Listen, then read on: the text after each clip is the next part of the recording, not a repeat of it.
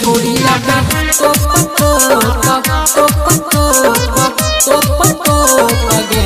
भोर हिंदा तोरा भोप भोप गे छौरा सब देखता भोप भोप गे चुलो छौपानी ठोप गे भोर हिंदा तोरा भोप भोप गे छौरा सब देखता भोप भोप गे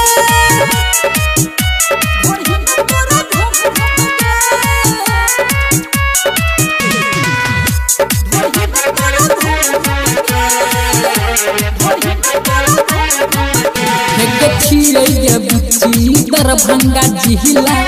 यहाँ के छौरा सबरा रसीला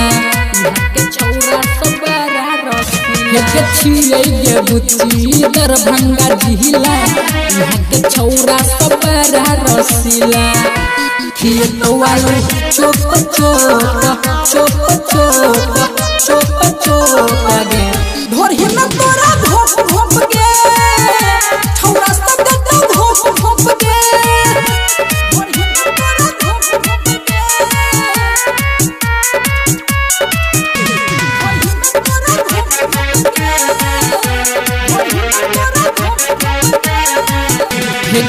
भी जबानी 16 बरस के छौरा सब ऊपर दबा दे तो कसके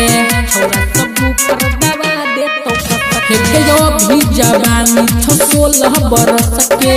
छौरा सब ऊपर दबा दे तो कसके कहे छो बिरु रोक गे ढोर हिना तोरा भोप भोप गे छौरा सब देखता भोप भोप गे कनी बैठ के चल।